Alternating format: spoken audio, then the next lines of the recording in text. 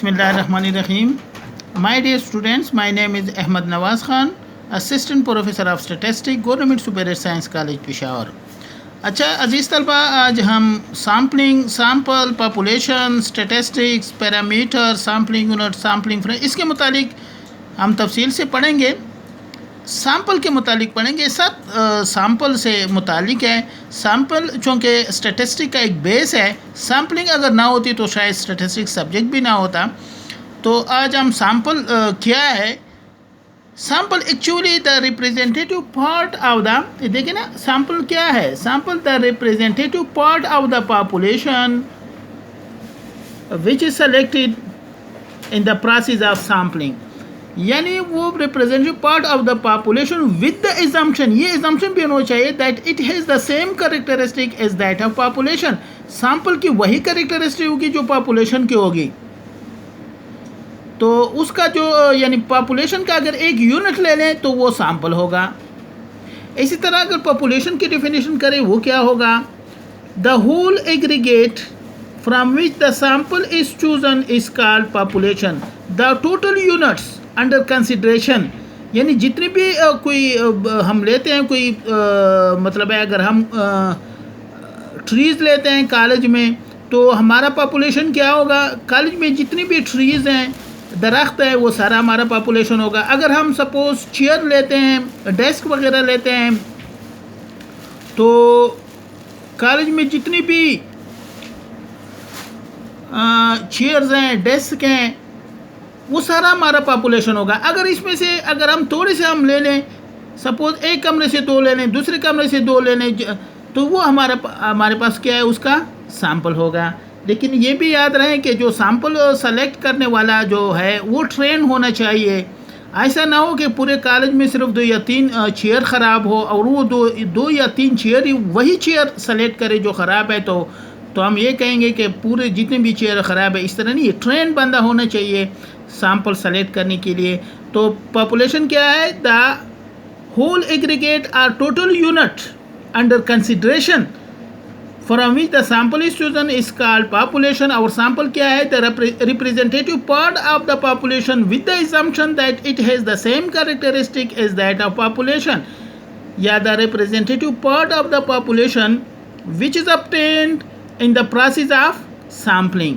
अच्छा, sampling क्या है, ये तो sample हो गया और population भी हो गया। sampling क्या है, sampling actually the process है जिस तरह हम पॉपुलेशन से जो सैंपल सेलेक्ट करते हैं वो आंखें बंद करके हम नहीं करते। कोई प्रोसेस होता है, कोई तरीक़ाकार होता है, कोई मेथड होता है वगैरह। तो वो जो जिस प्रोसेस होता है, जो सैंपल हम सेलेक्ट करते हैं उसको हम सैम्पलिंग कहते हैं। The process of obtaining possible sample from the aggregate means population, या the process of selecting a sample यानी उसका एक हिस्सा लेते हैं फ्रॉम द होल, यानी from the population is known as sampling. Sampling process को कहते हैं, सैंपल रिप्रेजेंटेटिव पार्ट को कहते हैं, पॉपुलेशन टोटल यूनिट्स को कहते हैं अंडर कंसिडरेशन, या वर्ड एग्रीगेट का लफ्ज़ हम यूज़ करेंगे इसके लिए, पॉपुलेशन के लिए। नेक्स्ट जो टॉपिक है हमारे पास सैम्पलिंग यूनिट, ये भी बहुत ज़्यादा यूज़ होता है सैम्पलिंग में, ठीक है। द इंडिविजुअल, इसको फिर आप तफसील से आप खुद ही पढ़ सकते हैं, इसमें कोई मुश्किल नहीं है। ये हम एक दफ़ा इसको पढ़ चुके हैं, तो इसको आप दोबारा पढ़ लें। इसमें फिर सैम्पलिंग फ्रेम, सैम्पल प्लान भी आता है। It is the set of steps taken in the selection of sample. जो सैम्पल हम सेलेक्ट करते हैं उस दौरान जो जितने भी स्टेप्स हैं वो आते हैं। इस तरह फिर सैम्पल डिज़ाइन है, ये भी हम पढ़ चुके हैं। सैम्पलिंग फ्रेम, ये भी आपको मालूम होना चाहिए। सैम्पलिंग फ्रेम क्या है, it is the complete list of all the units in the population, यानी सैम्पलिंग फ्रेम जितनी भी पॉपुलेशन में यूनिट्स है उसका कंप्लीट लिस्ट आपको होना चाहिए। फिर सैम्पलिंग फ्रैक्शन है n by n, small n divided by capital N। Small n क्या शो करता है, सैम्पल साइज, और n क्या शो करता है, पॉपुलेशन साइज। इसका जो फ्रैक्शन है n बाई n, इसको हम कहते हैं सैम्पलिंग फ्रैक्शन कहते हैं। तो ये कुछ है आपके कोर्स में, तो ये आज हम पढ़ लिया। Sample, population, sampling unit, sample plan और सैम्पल डिज़ाइन, सैम्पलिंग फ्रेम, ये सैम्पलिंग फ्रैक्शन। अब सैम्पलिंग में हम क्यों करते हैं, सैम्पलिंग की ज़रूरत हमें क्यों पेश आ जाती है, इसके के लिए हमारे पास है एडवांटेजेस ऑफ सैम्पलिंग। तो एडवांटेजेस तो बहुत ज़्यादा है इसके, लेकिन कुछ है 3-4 जो उसके एडवांटेजेस है वो बहुत ज़्यादा ज़रूरी है। अब पहला जो है, जो मोस्ट इम्पॉर्टेंट है, सैम्पलिंग सेव्स मनी। ये हमारी जो है ना मनी की रकम की बचत करती है sampling. As the expenditure are smaller if the information are collection from a small sample instead of the population. इधर देखें, सैम्पलिंग सेव्स मनी। अब अगर हम सैम्पल पे हम काम करें और एक पॉपुलेशन पे काम करें तो जाहिर सी बात है सैम्पल पे ख़र्चा कम ही आएगा और पॉपुलेशन पे ख़र्चा ज़्यादा आएगा। पॉपुलेशन में आपके पास 1000 भी हो सकते हैं, 10,000 भी हो सकते हैं, सैम्पल में आपके पास 10 भी हो सकते हैं, 50 भी हो सकते हैं, 100 भी हो सकते हैं। कम तो कम पे तो खर्चा भी कम आएगा। लिहाजा उसके जो फर्स्ट प्रॉपर्टी है सैम्पलिंग सेव्स मनी, ठीक है। सेकंड जो है ना, द सैम्पलिंग सेव्स टाइम। आजकल टाइम की बहुत है, ठीक है, हमारे पास टाइम नहीं है, जहाँ भी आप जाते हैं यार टाइम हमारे पास नहीं है। तो सैम्पलिंग का एक बहुत बड़ा फ़ायदा ये भी है कि सैम्पलिंग सेव्स टाइम, क्योंकि जब हम इंफॉर्मेशन एक छोटे से डेटा से हम लेते हैं तो उस पर टाइम कम लगता है बनिस्बत अगर एक बहुत बड़ी वैल्यू हो, बहुत बड़ा डेटा हो हमारे पास और उससे अगर हम इंफॉर्मेशन ले लें तो जाहिर सी बात है उस पर ज़्यादा वक्त ही लगेगा। लिहाजा उसका जो सेकंड सबसे इम्पॉर्टेंट है सैम्पलिंग सेव्स टाइम, ठीक है, क्योंकि for the data collective from the small, उस पे जो टाइम लगेगा वो कम ही लगेगा और पॉपुलेशन पे कंप्लीट पे ज़्यादा टाइम हमें लगेगा। लिहाजा द सैम्पलिंग सेव्स टाइम। पहला है सैम्पलिंग सेव्स मनी, सेकंड में द सैम्पलिंग सेव्स टाइम। अब sampling is very useful in the selection of the scope of investigation is very large and the population is not known totally। अब बाज़ दफ़ा इस तरह भी पॉसिबल है कि पॉपुलेशन बहुत ज़्यादा होता है और उसकी जो है ना उस वहाँ तक पूरे पॉपुलेशन को कवर करना पॉसिबल नहीं होता। तो हमारे पास सिर्फ एक ही मेथड रह जाता है सैम्पलिंग का, और मेथड से पॉसिबल नहीं है। वो पूरे पॉपुलेशन पे हम काम नहीं कर सकते क्योंकि वो टोटली पॉसिबल ही नहीं है। तो हम क्या करते हैं पे इसके लिए हम सैम्पलिंग ले लेते हैं इसके लिए, और ये वाहिद एक हमारे पास ज़रिया है जो उस पर हम काम करते हैं। लिहाजा जब पॉपुलेशन इनफाइनाइट हो या पूरी तरह हम कवर ना कर सके, बहुत ज़्यादा हो, तो उसके लिए वाहिद इलाज क्या है, सैम्पलिंग है। लिहाजा सैम्पल का एक बहुत बड़ा एडवांटेज यही है कि जब पॉपुलेशन इनफाइनाइट हो, पॉपुलेशन पूरी तरह उस पर हम उसको कवर ना कर सकें, तो उसके लिए हम सैम्पलिंग फिर ले लेते हैं, ठीक है। इसका एक और एक अहम एडवांटेज जो है ना सैम्पलिंग का, sampling produce more accurate result as they obtain from the complete enumeration. This is by selecting अच्छा यहाँ पे देखें, यहाँ पे अब ज़रा देखें। अब सैम्पलिंग से जो रिज़ल्ट हम लेते हैं सैम्पल से और पॉपुलेशन से जो रिज़ल्ट आता है, अब सैम्पल से जो रिज़ल्ट आते हैं वो मोर एक्यूरेट होना चाहिए। वो मोर एक्यूरेट आता है बनिस्बत पॉपुलेशन के, क्योंकि अगर हम छोटे से डेटा पे काम करें तो उसका जो रिज़ल्ट होगा वो ज़्यादा एक्यूरेट होगा बनिस्बत अगर हमारे पास बहुत ज़्यादा डेटा उस पर काम करें तो उस पर गलती की गुंजाइश ज़्यादा होती है। लेकिन यहाँ पे ख्याल रखें कि जो यहाँ पे इस बात का ख्याल रखें कि जो सैम्पल सेलेक्ट करने वाला हो वो ट्रेन बंदा हो, ठीक है, एक्सपीरियंस बंदा हो और सैम्पल के मुतालिक मुकम्मल मालूमात उनको होनी चाहिए। तो तब ये जो एडवांटेज है ये उस वहाँ पे वैलिड है यहाँ पे। लिहाजा सैम्पल का जो रिज़ल्ट है वो मोर एक्यूरेट होता है बनिस्बत पॉपुलेशन के, ठीक है, और इतना टाइम के बाद और इतना खर्च करने के बाद भी पॉपुलेशन में कहीं ना कहीं गलती आ सकती है। थोड़ी सी गलती आ जाए तो फिर चूँकि डेटा ज़्यादा होता है तो उसमें ये गलती फिर ज़्यादा होती है, जो ही हमारे पास अगर यूनिट ज़्यादा हो। ठीक है, अब यहाँ पे हमारे पास एक है स्टैटिस्टिक का लफ्ज़ और एक है पैरामीटर। ये दो वर्ड्स हैं हम एक्चुअली यूज़ करते हैं। स्टैटिस्टिक क्या है और पैरामीटर क्या है? एक है स्टैटिस्टिक्स, एक है स्टैटिस्टिक। अब स्टैटिस्टिक्स तो सब्जेक्ट को कहते हैं जो हम पढ़ते हैं, हम BS first semester, second, third, fourth, fifth, six, seven, eight, ये सारा आप स्टैटिस्टिक्स पढ़ रहे हैं, ये सब्जेक्ट है आपका। लेकिन स्टैटिस्टिक डिफरेंट है उनसे। Any value derived from the sample is called statistic.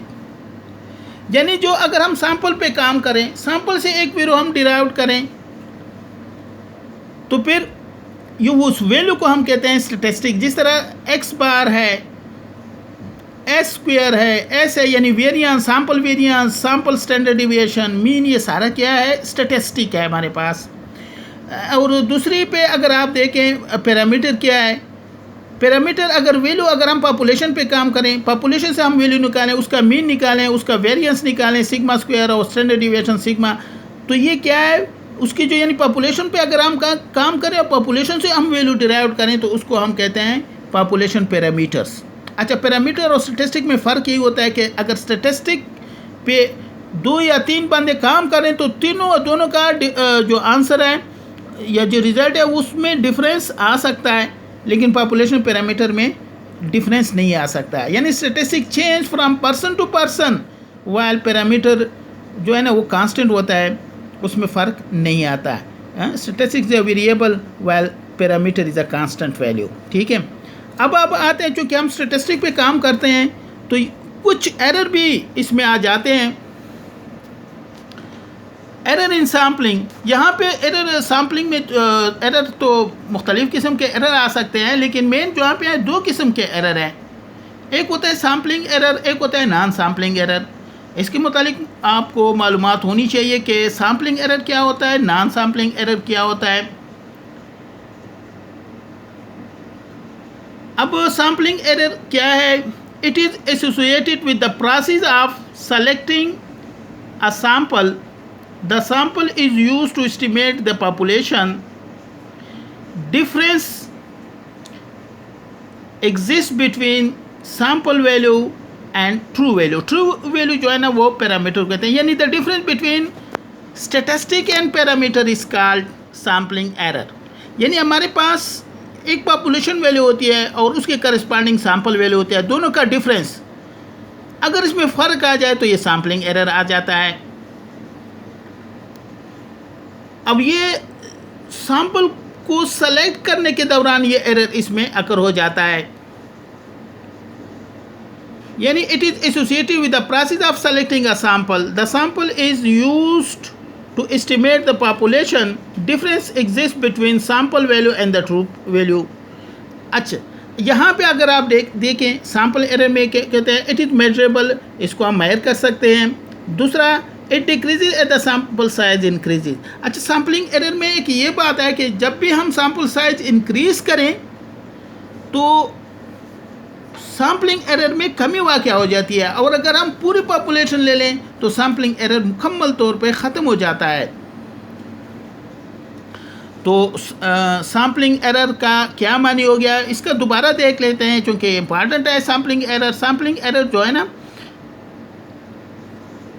अगर ड्यूरिंग द प्रोसेस जब सैंपल हम सेलेक्ट करते हैं तो चूँकि sample is the part of population तो उसमें एरर के चांसेस होते हैं। तो इसमें से जो वैल्यू है सैंपल वैल्यू और ट्रू वैल्यू यानी पॉपुलेशन पैरामीटर की जो वैल्यू है उसमें डिफरेंस है आ जाती है, उस डिफरेंस को हम कहते हैं sampling error.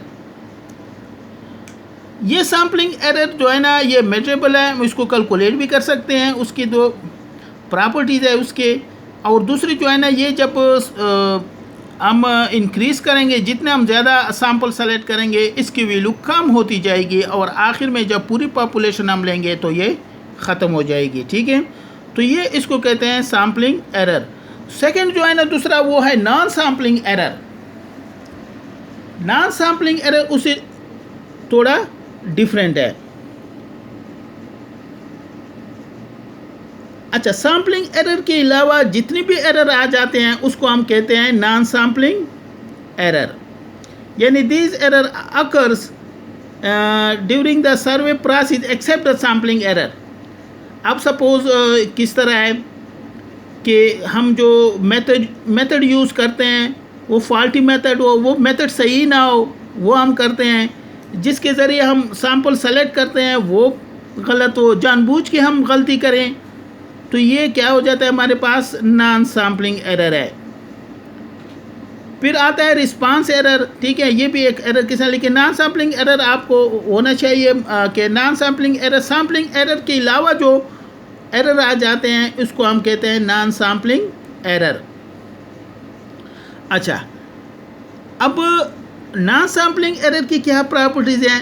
Non sampling error, अगर एक दफ़ा एरर वाक़या हो जाता है तो ये एरर कभी ख़त्म नहीं होता, ये स्टेप बाय स्टेप ज़्यादा होता है। पॉपुलेशन साइज़ जितना भी, सॉरी सैम्पल साइज़ जितना भी आप इंक्रीज़ करोगे ये एरर इतना ही बढ़ता है, ये कम नहीं होता। तो ये डिफरेंस है दोनों के दरमियान कि सैम्पलिंग एरर जो है ना वो डिक्रीज़ होता है जब सैम्पल साइज़ हम इंक्रीज़ करोगे, और नॉन सैम्पलिंग एरर जो है ना ये ज़्यादा होगा, इंक्रीज़ होगा as the sample size increases. तो ये दोनों के दरमियान मेन डिफरेंस यही है, और यही उसका है कि फॉल्टी मेथड हो, वो ट्रेंड बंदा ना हो, वो जानबूझ के गलती करे, तो ये नॉन सैम्पलिंग एरर में आ जाता है। ठीक है, जिस तरह हम सिलेक्शन करते हैं, बाद लोग ड्यूरिंग इंटरव्यू वगैरह सिलेक्शन कर जाते हैं, तो फिर उसमें से थोड़ी सी गलती हो जाती है, जो उम्मीदवार होता है जो सही पैमाने पे वो अक्सर रह जाता है, और उसकी जगह एक उससे कम वाला बंदा सेलेक्ट हो जाता है, तो ये नॉन सैम्पलिंग एरर है, उसका मेथड सही नहीं है थोड़ा। चलो वो तो कम ही होता है इस तरह, लेकिन ये भी नॉन सैम्पलिंग एरर में आ जाता है कि इंटरव्यू में वो जो काबिल है वो बंदा रह जाता है और दूसरा बंदा सेलेक्ट हो जाता है। ठीक है, अब रिस्पांस एरर ये मुख्तलिफ़ तरीक़ों से अकर हो जाता है। ये इसमें रिस्पांस एरर में पहले कवरेज एरर हमारे पास आ जाता है। यानी कवरेज एरर कि हम बाज़ दफ़ा जो है ना, इसमें अगर आप देखें कवरेज एरर क्या हो जाता है, इसमें बाज़ दफ़ा हमसे कोई सैंपल रह जाता है, जो इम्पॉर्टेंट सैंपल हो, जो ज़्यादा तादाद में हो, जिसकी ज़रूरत हो जाती है, वो हम निकाल लेते हैं, मिशन वो हो जाता है, निकल जाता है हमारे पास, या उसकी जगह हम डुप्लीकेशन जो लेते हैं उसकी, यानी उसकी जगह किसी और सैंपल, वो सैंपल हमें नहीं मिलता तो उसकी जगह हम दूसरा सैंपल ले लेते हैं, या रॉन्गफुल जो है ना इंक्लूजन, या अब जानबूझ के हम जो है ना दूसरा आइटम उसमें डाल देते हैं।